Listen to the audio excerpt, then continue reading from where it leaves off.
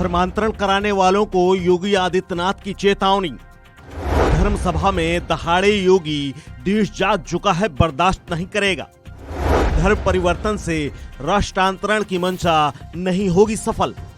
अगर हमारा देश सुरक्षित है, हम सब सुरक्षित हैं।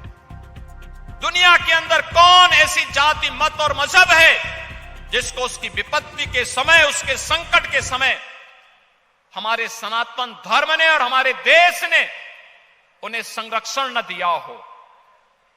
हमने अतिथि देवो भव के भाव को सदैव प्राथमिकता दी है, लेकिन अगर कोई इसका दुरुपयोग करके आज जनसांख्यिकी परिवर्तन करने का प्रयास करेगा तो फिर स्वाभाविक रूप से उसका भुक्तभोगी भी उसको बनना ही पड़ेगा।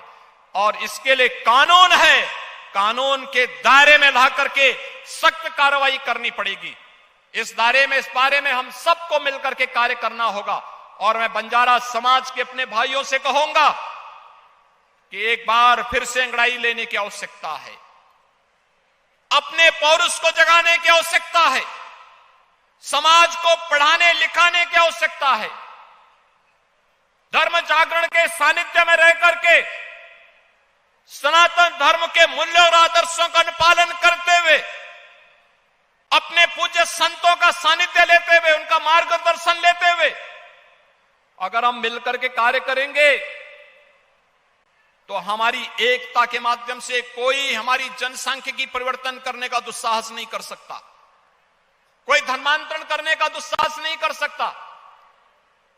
याद रखना, उत्तर प्रदेश का जो धर्मांतरण के विरुद्ध कानून हमने बनाया है, उस कानून में व्यवस्था हमने जरूर दी है कि अगर किसी कालखंड में कोई हिंदू किसी अन्य मत और मजहब में चला गया, वो वापस आना चाहता है, उस पर एक कानून लागू नहीं होगा। वो वापस आ सकता है, उसकी घर वापसी हो सकती है, लेकिन वह किसी अन्य धर्म में नहीं जा सकता। और यह व्यवस्था जो दी है, उस व्यवस्था को हम सब मान करके कार्य करेंगे तो न केवल देश के अंदर अपने आप ही सनातन धर्म तो सबकी सुरक्षा का कवच है। हर जाति, हर मत, हर मजहब, हर क्षेत्र, हर भाषा और विश्व मानवता के कल्याण का मार्ग भी यही प्रशस्त कर सकता है। भाइयों बहनों, हम सबको, हर भारतवासी को सनातन धर्म पर गौरव की अनुभूति करनी चाहिए। आज से 5000 वर्ष पहले